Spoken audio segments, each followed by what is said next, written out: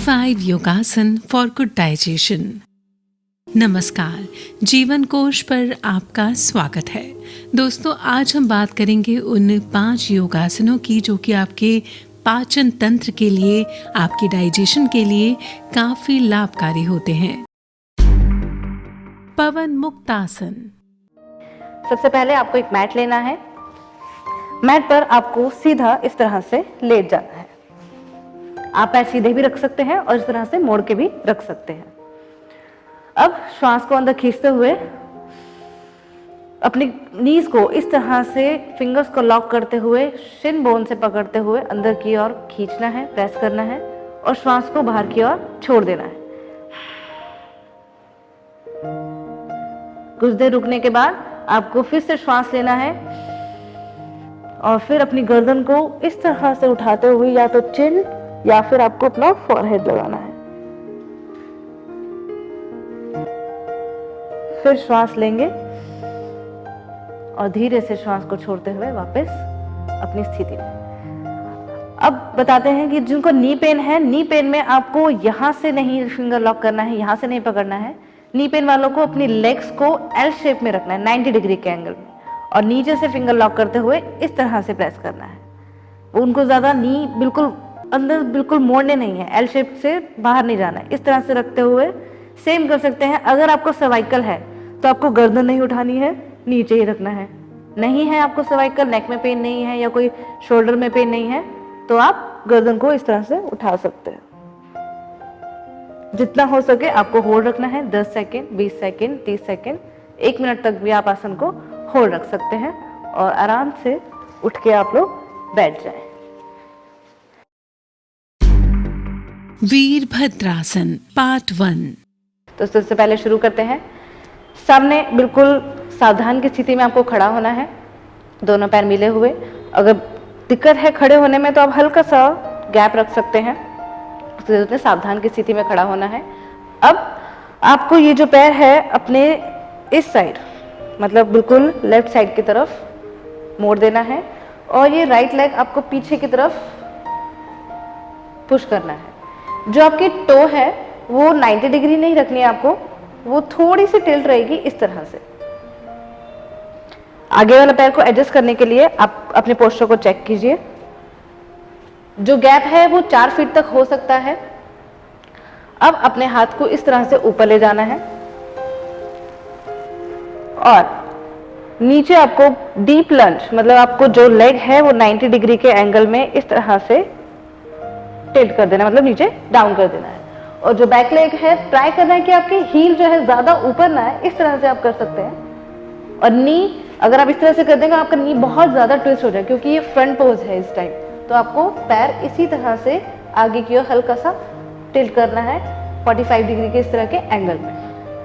अब आपने जब ये पोस्चर बिल्कुल नीचे आ गए, जो आपके हिप है उसको अंदर की तरफ पुश करना है और स्टमक को इनसाइड, मतलब आगे की तरफ हिप और स्टमक को इनसाइड बैक की तरफ पुश करना है। नेक स्ट्रेट, और अब आपके हाथ इस तरह से ऊपर जाएंगे, मिले हुए या खुले हुए, दोनों पोस्चर्स में हो सकते हैं। और गर्दन को ऊपर की ओर देखना है, हाथ बिल्कुल खींचे हुए, हिप आगे की तरफ और स्टमक इन। कुछ सेकंड रुकने के बाद धीरे से ऊपर, और जब आपको पोस्चर चेंज करना हो तो ये लेग और दूसरा वाला लेग आपका आगे की तरफ आ जाए।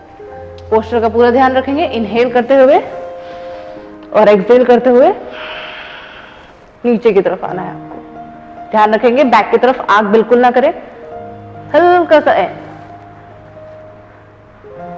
और फिर धीरे से वापस आइए। वीरभद्रासन पार्ट 2। देखते हैं इसको किस तरह से करते हैं।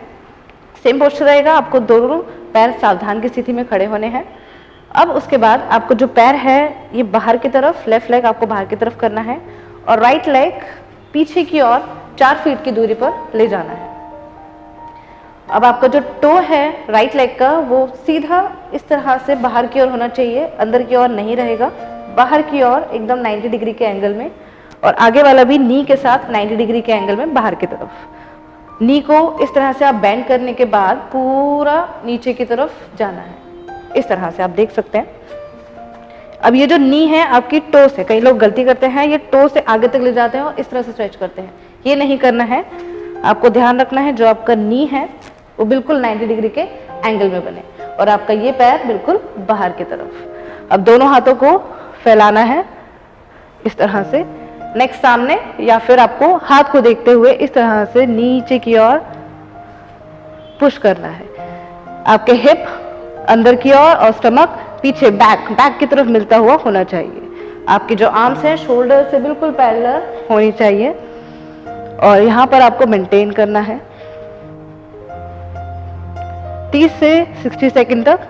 और फिर लेग को सीधा करते हुए दोनों हाथ नीचे, और लेग चेंज करने के बाद आप दोनों पैरों को इस तरह के मिला के लेग चेंज कर फिर दोबारा से इस आसन को दूसरी साइड से इनहेल और फिर एक्सहेल,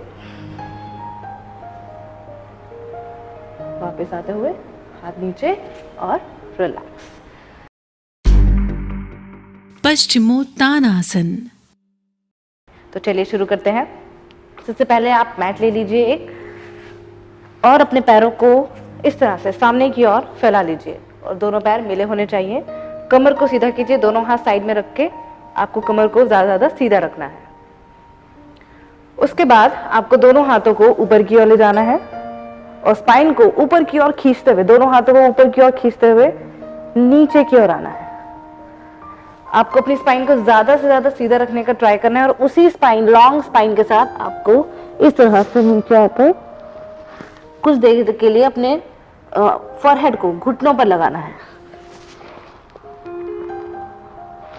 आप इसमें अंगूठे भी पकड़ सकते हैं या अपने पैरों को भी पकड़ सकते हैं। जो बिगिनर हैं वो ज्यादा जल्दी आगे नहीं झुक पाते हैं क्योंकि उनकी बॉडी में फ्लेक्सिबिलिटी नहीं होती है, लचीलापन नहीं होता है, तो वो सीधा हाथों को पकड़ के थोड़ा सा आगे इस तरह से झुक सकते हैं।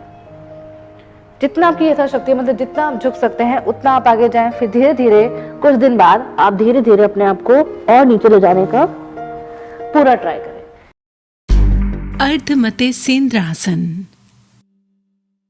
सबसे पहले आप अपने मैट पर अपने पैरों को इस तरह से सामने की ओर ले आइए, कमर को सीधा कीजिए और थोड़ा श्वास पर ध्यान रखते हुए अब हम अपने लेफ्ट लेग को, मतलब अपनी उल्टी पैर को ऐसे राइट पैर के नीचे की ओर लाना है और अपने हिप पर, मतलब अपनी जो हिप है आपको हील पर इस तरह से रख देना है। उसके बाद राइट पैर को अपनी नी जो आपने फोल्ड की है नी, इसके आगे की तरफ, मतलब उधर की तरफ रखना है, आपको ज्यादा आगे नहीं रखना है। इस तरह से रखते हुए कमर को सीधा कर लेंगे। सबसे पहले आपका राइट हैंड पीछे की ओर आएगा, लेफ्ट हैंड ऊपर की ओर आते हुए स्पाइन को ट्विस्ट करना है। आप अपनी एल्बो से सपोर्ट देकर अपने अंगूठे को पकड़ सकते हैं और ये हाथ आपका सीधा रहेगा, स्पाइन स्ट्रेट रहेगी और नेक पीछे की ओर।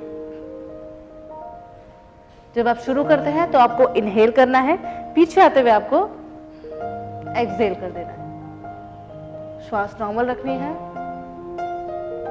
आपको इसमें गर्दन ज्यादा नीचे या ऊपर या किसी तरह की कोई मूवमेंट, मतलब आपका जो शोल्डर है ज्यादा नीचे झुके नहीं, स्पाइन इस तरह से झुकनी नहीं चाहिए, आपको ज्यादा से ज्यादा सीधा रखना है। और वापस आते हुए गर्दन को सबसे पहले, फिर आपको लेफ्ट हैंड और फिर राइट हैंड को इस तरह से रखते हुए सेम पहले वाली पोजीशन में आ जाना है।